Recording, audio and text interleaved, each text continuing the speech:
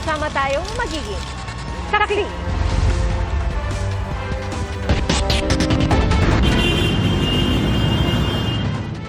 Sa unang Lunes ng Fire Prevention Month, nagliliyab na sasakyan ang bumungad sa mga motorista sa EDSA northbound lagpas ng Magallanes Interchange sa Makati City. Mabuti na lang at nakalabas ang driver.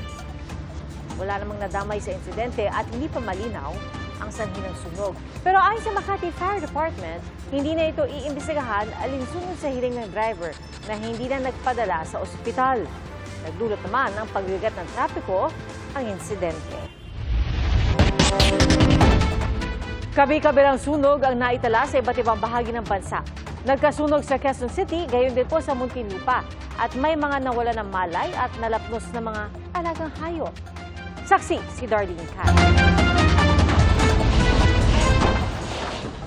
Binulabog ng sunog ang mga residente sa Barangay UP Campus sa Quezon City pasado alas 9:30 ng umaga kanina. Sa kuha ng drone, kita ang nagngangalit na apoy at makapal na maitim na usok. Sa kapal ng usok at tindi ng init, may mga residenteng nahirapang huminga. May nawalan din ng malay. Maging ang ilang fire volunteer nahirapan ding makahinga. Nagtulong-tulong naman ang mga responder na ilikas ang isang stroke patient. Nalapnos din ng isang pusa at nilapatan ng paunang lunas. Mabilis na lumaki ang apoy kaya inakyat ng Bureau of Fire Protection sa ikatlong alarma ang sunog. Nagiging pahirapan para sa ibang mga bumbero na rumesponde rito sa sunog dahil maliliit yung mga eskinita papasok dito sa area kung nasan yung mga natutupok na bahay. Kaya yung iba sa kanila tumungtong na dito sa mga bubong ng mga katabing bahay para lang makaresponde sa sunog. Ayon sa BFP, 6 na residente at 3 fire volunteer ang nagtamo ng minor injuries at nahirapang huminga. Hindi naman bababa sa 50 pamilya ang nawala ng tirahan. Pinapaantabay ko na yung possible maging evacuation center nila na Amorsolo Cover Court at saka Dagoy Cover Court. Patuloy ang investigasyon sa sanhi ng sunog na naapula matapos ang mahigit 5 oras.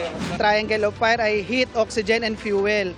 Ang heat po, kung mainit talaga, mas mabilis po masusunog ang mga bahay. At kung napansin nyo po ulit, ang mga bahay po ay made of light materials. Pasado alas 5 ng umaga, nagkasunog din sa sitio Masagana, Barangay Alabang, Muntinlupa. Gumamit ang mga bombero ng thermal drone para makita kung nasaan nakasentro ang apoy na tumupok sa tinatayang 50 bahay. Nagsimula po ang sunog sa isang 2-story na residential unit, residential house. So ito pong bahay na ito, ang aming pong pagkakaalam, ay ang baba po ay concrete while the second floor is light materials. Naapula ang sunog pagkatapos ng 2 oras. Patuloy ang investigasyon sa halaga ng pinsala at sanhi ng apoy. Napakalaki rin ng usok na dulot ng sunog na sumiklab sa isang gusali sa Alaminos City, Pangasinan. Ayon sa mga bumbero, ginagamit itong bodega ng plastik. Sa Cebu City, mahigit 100 bahay ang tinupok ng apoy. Ayon sa City Social Welfare Services, umabot sa halos 200 pamilya ang naapektuhan. Umabot sa ika-4 na alarma ang sunog na naapula matapos ang 2 oras. Inaalam pa ng BFP ang pinagmulan ng sunog na nag-iwan ng 1.5 million pesos na danyos. Pansamantalang nanunuluyan sa isang gymnasium ang mga nasunugan. Sa Lapu-Lapu City, mabilis na nilamon ng apoy ang ilang bahay. Ayon sa Lapu-Lapu City Rescue, 11 ang natupok na bahay habang 7 ang partially damaged. Pansamantalang nanunuluyan sa isang paaralan ng mahigit 20 apektadong pamilya. Ayon sa Lapu-Lapu City BFP, kuryente ang isa sa tinitingnan nilang sanhi ng sunog. Para sa GMA Integrated News, ako si Darlene Kai, ang inyong saksi. Sugatan ng 21 anyos na lalaki matapos umunong kuyugin ng 4 na menor de edad sa Quezon City. Ayon sa kaanak ng biktima, pauwi na ang biktima kasama ang kasintahan na masagi sa isang eskinita ang isa sa mga suspect na bigla na lang daw nag-amok. Tumulong pa raw sa pambubugbog ang 3 kasama ng nasaging lalaki. Natunto ng barangay ang 2 sa 4 na menor de edad.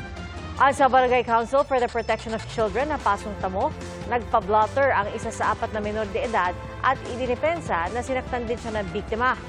Tumanggi magbigay ng pahayag ang mga kaanak ng 2 natuntong menor de edad. Pinaghahanap ang 2 babae. Mga kapuso, bago sa saksi, suspendido ang klase bukas sa lahat ng antas sa pampubliko at pribado mga paaralan sa Hermosa at Bukay, Bataan. Ganyan din po sa Orani at Samal. At wala munang face-to-face classes sa lahat ng antas sa Maynila. Bunsod po yan ang abiso na Pag-asa na posibleng sumipa ang heat index o damang init. Sa kabila po niyan, sabi rin ng Pag-asa, may tsansang umulan sa iba't ibang lugar. Saksi, si Oscar Oida. Yung pangabot po natin ngayon, wala pong pasok ha. Dahil sa inaasahang pagsipa ng heat index sa hanggang 46 degrees Celsius ngayong araw, sinuspindi ang face-to-face classes sa Maynila, pati sa Las Piñas, Parañaque, Marikina at Pasay City. Nagpatupad ng asynchronous classes sa Caloocan at Valenzuela. Walang pasok naman sa lahat ng antas sa Malabon, kung saan maaga pa lang, maya't maya ang paalala ng pamunuan ng Barangay San Agustin. Magandang araw po sa lahat. Tayo ay mag-ingat sa panahon ngayon. Tinutukoy ng heat index ang damang init na sinusukat gamit ang temperatura ng hangin at kung gaano katindi ang halumigmig o humidity. Ayon sa Pag-asa, kapag ang heat index umabot ng 42 hanggang 51 degrees Celsius, may ituturing itong nasa danger level. Pinakamataas ang heat index ngayong araw sa Dagupan, Pangasinan.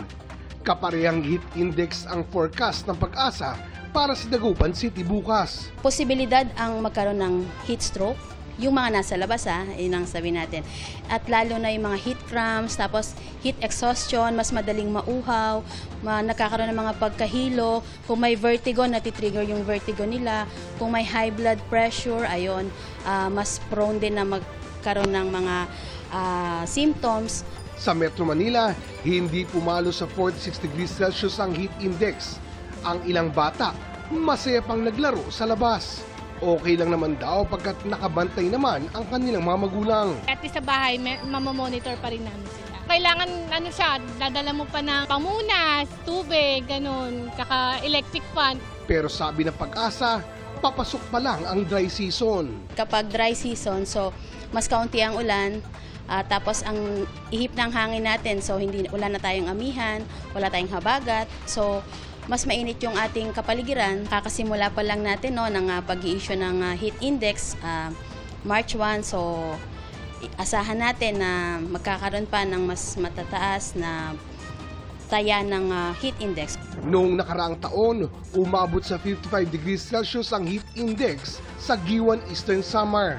Una na nagpaalala ang Health Department na sa mga ganitong sitwasyon, ugaliing uminom ng tubig. Iwasang mababad sa ilalim ng init ng araw at kung di maiiwasang lumabas, magdala ng payong o anumang panangga sa init. Sa kabila ng posibilidad na tumindi ang damang init, umulan sa Bungao, Tawi-Tawi kanina. May tsansa ring umulan bukas sa Calabarzon, Mimaropa at Bicol Region, pati ibang bahagi ng Luzon, ilang bahagi ng Visayas at halos buong Mindanao. Hindi rin inaalis ang tsansang may mabuong kaulapan o localized thunderstorms. Sa ngayon, easterlies ang nakakaapekto sa bansa. Para sa GMA Integrated News, Oscar Oida ang inyong saksi!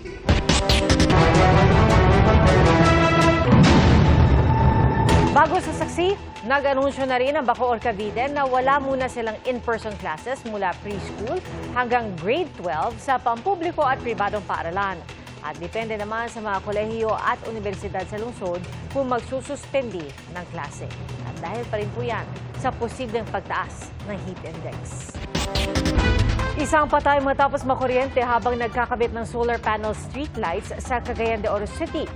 Nasagi umano ng 4 na lalaki ang live wire sa lugar habang nagtatrabaho.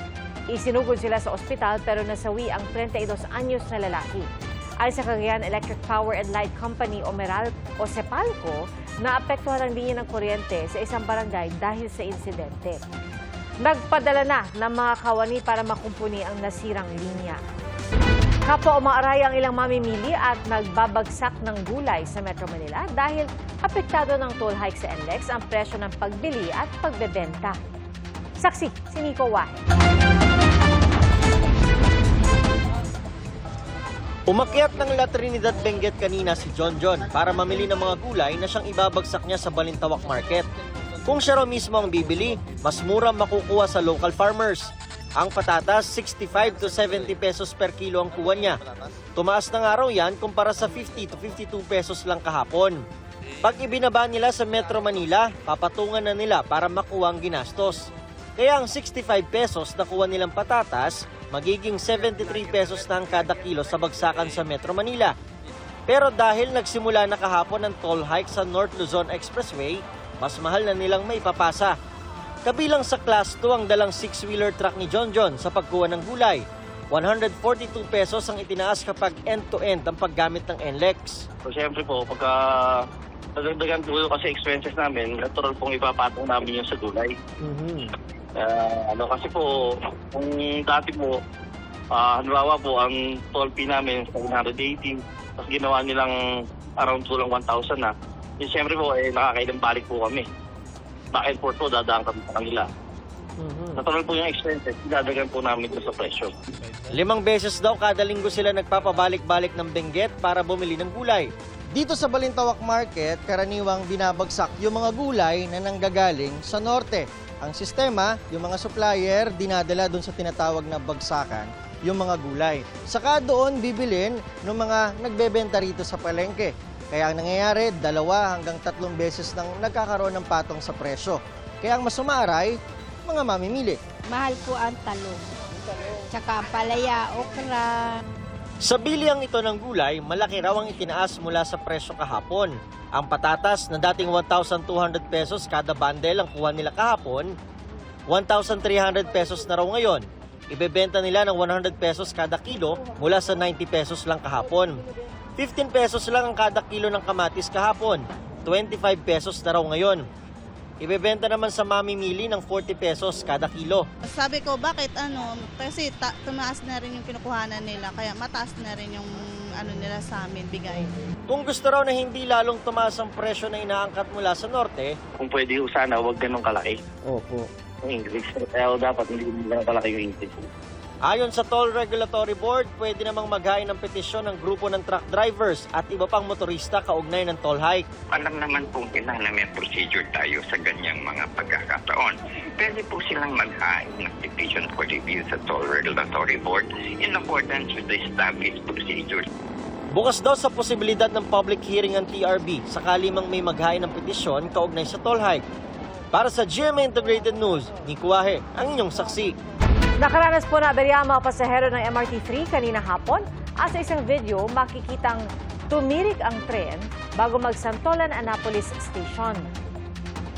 Binuksan ng mga pasahero ang bintana matapos mawala ng aircon at ilaw ang tren. At nakaamoy rin sila ng sunog o ng usok at nakarinig ng pagputok.